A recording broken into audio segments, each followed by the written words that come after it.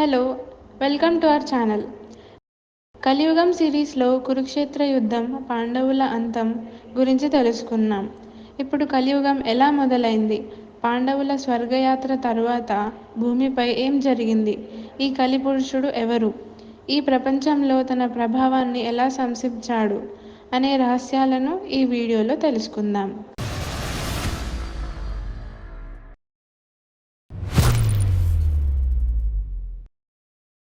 ముందుగా కలిపురుషుడు ఎవరో మనం తెలుసుకోవాలి. నలుగురు అన్నా చెల్లెళ్ళు ఘోరమైన పని చేస్తే అప్పుడు ఉద్భవించేదే కాలి. అది ఏంటంటే బ్రహ్మదేవుని వెనుక భాగం నుండి స్వేయ పతకం అనే శక్తి ఉద్భవించింది. ఆ శక్తికి అధర్మం అని పేరు పెట్టారు. అంటే ధర్మానికి ఆపోజిట్. అతని భార్య పేరు మిథ్య, అంటే ఫల్సే నాలెడ్జ్. ఈ పేర్లన్నీ చాలా క్రిప్టిక్‌గా ఉంటాయి. ఆమెకి పిల్లి కళ్ళు ఉంది. చాలా అందంగా ఉండేదట. వీళ్ళకి దంభుడు అనే కొడుకు, మాయ అనే కూతురు పుట్టారు. దంభు అంటే మోసం. ఈ అన్నా చెల్లెలిద్దరూ వివాహం చేసుకున్నారు. వాళ్ళకి లోభుడు అనే కొడుకు, నికృతి అనే కూతురు పుట్టారు. లోభుడు అంటే దురాశ, నికృతి అంటే కన్నింగ్. మళ్ళీ వాళ్ళిద్దరూ అన్నా చెల్లెళ్ళు వివాహం చేసుకున్నారు. వాళ్ళకి క్రోధుడు అనే కొడుకు, హింస అనే కూతురు పుట్టారు. వీళ్ళిద్దరూ అన్నా చెల్లెళ్ళు వివాహం చేసుకుంటే అప్పుడు వాళ్ళకి కలిపురుషుడు జన్మించాడు. కలి జన్మించగానే ఎడం చేత్తో తన అంగాన్ని, కుడి చేత్తో తన నాలుకని పట్టుకున్నాడట. అలాగే వికృతంగా నవ్వడం మొదలుపెట్టాడు ఏడవకుండా. దానికి అర్థం ఏంటంటే అతను ప్రజలను రుచి మరియు కామానికి బానిసలుగా చేస్తాడని అర్థం. పాండవుల తరువాత అతని మనవడు పరీక్షిత్ హస్తినాపురంలో పాలన ప్రారంభించాడు. కృష్ణ అవతారం ముగిసిన తరువాత కలి అనే రాక్షసుడు పాలించే కలియుగం ప్రారంభమవుతుందని, అటువంటి జోస్యం జరిగిందని నమ్ముతారు. కలి చాలా కాలంగా భూమిపైకి వచ్చి ఇక్కడ తన స్థానాన్ని సంపాదించుకోవాలని ప్రయత్నిస్తున్నాడు. ఆ తర్వాత అతను పరీక్షిత్ని ఎదుర్కొన్నాడు. ఒకసారి అతను రాజ్యస్థితిని తెలుసుకోవడానికి తన సైన్యంతో వెళ్ళాడు. కానీ దారిలో అతను చాలా ప్రమాదకరమైన దృశ్యాన్ని చూశాడు. అక్కడ ఒక వ్యక్తి ఒక ఆవును, ఎద్దును కర్రతో దారుణంగా కొడుతున్నాడు. ఎద్దు ఒక కాలు మీద మాత్రమే నిలబడి ఉందని రాజు పరీక్షిత్ చూశాడు. ఎందుకంటే దాని మిగిలిన కాళ్ళు అప్పటికే ఆ వ్యక్తి చేత విరిగిపోయాయి. ఈ ఎద్దు ధర్మానికి ప్రతీక ఉండేది. దాని 4 కాళ్ళు తపస్సు, పరిశుభ్రత, దయ మరియు సత్యాన్ని సూచిస్తాయి. కలి దాని 3 కాళ్ళను విరగొట్టడం ద్వారా ధర్మానికి సంబంధించిన 3 ప్రతిరూపాలపై విజయం సాధించాడు. ఇప్పుడు సత్యం మాత్రమే మిగిలి ఉంది. అతను కొడుతున్న ఆవు భూదేవి. శ్రీకృష్ణ భగవానుణ్ణి లోకాన్ని విడిచిపెట్టిన తరువాత భూదేవి పాపభారంతో రెట్టింపు అయింది. ఆ మనిషి కాళి అసురుడు తప్ప మరెవరూ కాదని పరీక్షిత్ అర్థం చేసుకున్నాడు. అతను ధర్మాన్ని మరియు భూమిని చంపి తన చీకటి రాజ్యాన్ని భూమిపై వ్యాప్తి చేయడానికి ప్రయత్నిస్తున్నాడు. పరీక్షిత్ తన కత్తిని తీసుకొని కాళిని చంపడానికి ముందుకు వెళ్తాడు. అది చూడగానే కలి అసురుడు అతని పాదాలపై పడ్డాడు. తన చెడు ఉద్దేశ్యం గురించి పరీక్షిత్కి పూర్తిగా తెలుసు.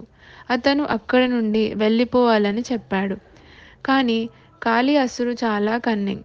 అతను పరీక్షిత్ పాదాల వద్ద పడి ఇక్కడ నివసించడానికి కొంత స్థలం ఇవ్వమని అతన్ని వేడుకోవడం ప్రారంభించాడు. చాలా ఆలోచించిన తరువాత పరీక్షిత్ అతని 5 ప్రదేశాలలో నివసించడానికి అనుమతించాడు. జూదం, మద్యం, అనైతికత, హత్య మరియు బంగారం. ఈ వస్తువులు ఎక్కడ ఉన్నా కాళి అక్కడికే వెళ్ళగలిగేది. ఈ విధంగా కాళి అరాచకాల నుండి ప్రపంచం రక్షించబడుతుందని పరీక్షిత్ భావించాడు. కానీ కలి భూమిని పరిపాలించడానికి వచ్చాడు. అతను ప్రతి చోట చెడు మరియు చీకటిని వ్యాప్తి చేయడానికి వచ్చాడు. పరీక్షిత్ అతన్ని ఈ 5 ప్రదేశాలలో ఉండడానికి అనుమతించినప్పుడు కలి ఈ 5 విషయాలలో నమ్మేదిగా తన ప్రభావాన్ని పెంచుతుందని అతనికి తెలియకపోవచ్చు. అతను భూమిపై తన పాదాలను విస్తరించడం ప్రారంభించాడు. అక్కడి నుండి ప్రారంభమైంది కలియుగం. పరీక్షిత్ కాలిని ప్రపంచం మొత్తం నాశనం చేయకుండా ఆపాడు. కానీ తన మరణాన్ని ఆపలేకపోయాడు. అతని జ్ఞానం మరియు శక్తి ఉన్నప్పటికీ అతని కోపం రాజా పరీక్షిత్ జీవితం ముగింపుకు కారణమైంది. ఒకరోజు అడవిలో తిరుగుతూ రాజా పరీక్షిత్ మహర్షి సమింగ్ ఆశ్రమానికి చేరుకుంటాడు. ఋషిముని లోతైన ధ్యానంలో ఉన్నారు. అందువల్ల పరీక్షిత్ అక్కడ ఉన్నాడని అతనికి తెలియదు. సమీగ్ యొక్క తప్పుదోవ పట్టించడంపై కోపంతో పరీక్షిత్ అతని మెడలో చనిపోయిన పాము పెట్టి వెళ్ళిపోయాడు. తన కోపం తనను తీవ్రంగా దెబ్బతీస్తుందని విషయం పరీక్షిత్కు పూర్తిగా తెలియదు. కొంత సమయం తర్వాత మహర్షి సమీక్ కుమారుడు శృంగి తన తండ్రిని కలవడానికి వెళ్ళాడు.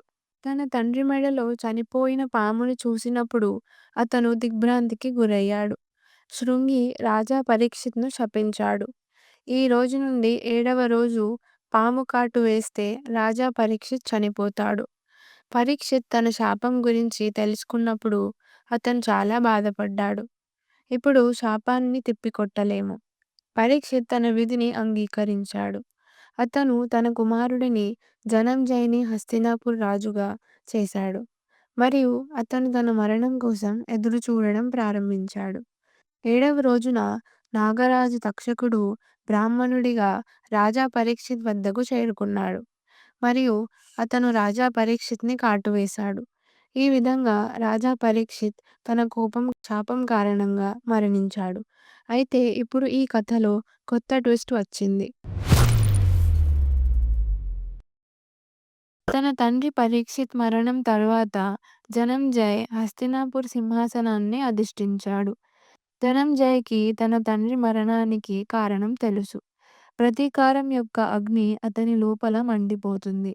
అందుకే అతను పామురాజు తక్షకుడితో పాటు మొత్తం పాము రాజవంశాన్ని చంపాలని నిర్ణయించుకున్నాడు.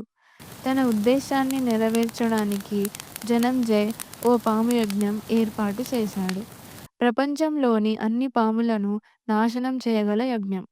ఆ సమయంలో నేర్చుకున్న ఋషి అస్తికముని ఈ యజ్ఞం అన్ని పాములను నాశనం చేయగలదని మరియు చివరకు ప్రపంచ సమతుల్యతను నాశనం చేయగలదని జనంజయ్తో చెప్పాడు. జనంజయ్ ఆ ఋషి మాటలకి అంగీకరించి యజ్ఞాన్ని ఆపి పామురాజు తక్షకుడి ప్రాణాన్ని కూడా వదులుకున్నాడు. ఆ రోజు శ్రావణమాసంలో శుక్లపక్షం యొక్క 5వ రోజు.